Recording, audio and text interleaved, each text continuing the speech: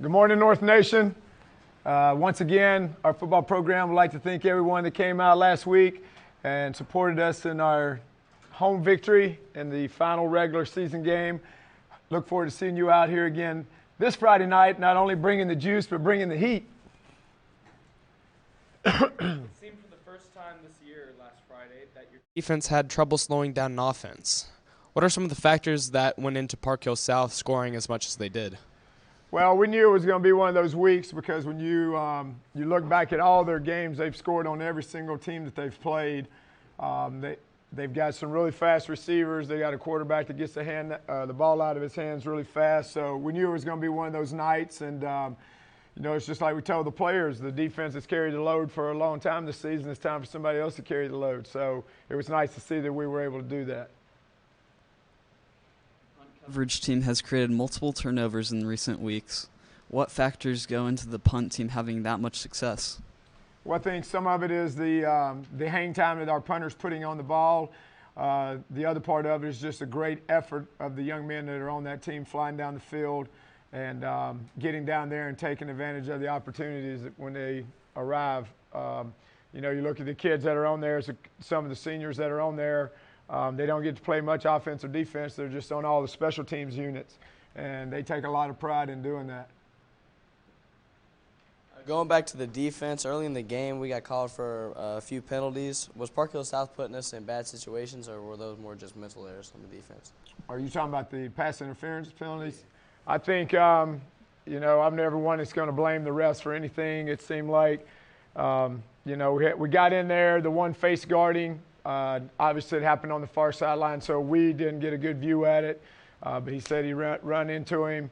The other one is just our defensive backs playing aggressive, and he got called for a holding call. But when you're on an island all the time as a defensive back, things are going to happen. So, like I said, they did a great job. The thing about it is they didn't have just one receiver. They had three receivers that you had to worry about that could make things happen. So they just put some stress on our secondary. Today the football team is going to practice at Missouri Western. How did that opportunity come about? Well, I try to say that I'm very good at planning. I try to let that be one of the areas that when you're a coach, there's only so much things you can do. You're part of the puzzle. So trying to be prepared is one of the things we take pride in. But looking ahead at the weather, we thought it was going to be snowing all day today. So Sunday I called up there because we know some people and just put our name in so that we could get the facilities. And it just so happened that the only time slot they had available during the day is the time that we're going, or after 10 o'clock tonight. And then talking with Coach Cornell, we thought that 10 o'clock at night was too late for our kids by the time we got up there and got back. And if it was snowing a lot, you'd be on the road in the dangerous weather. So we just got advantage of being able to get in there. Hopefully our kids enjoy the change of atmosphere for practice. We can go up there and have a great day today. How are your players responding to playing in the colder weather, and does that change any game plans at all for the offense? Well, you should have been in practice yesterday because it's the same thing I told them yesterday. The best team will not win Friday night if the weather's as cold as they say it's going to. It's going to be the team that wants to win the most. Because when you get out in that weather, you're going to have kids that want to play and embrace it. And then you're going to have kids that are just, I want to get to the sideline and try to get warm. So we got to make sure we're not that team.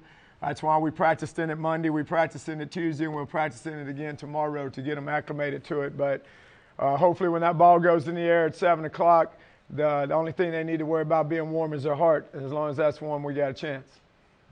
What do you think is the biggest challenge playing Lee Summit West? They're another team that when you look at it, you're going, how did they end up the number 8 seed?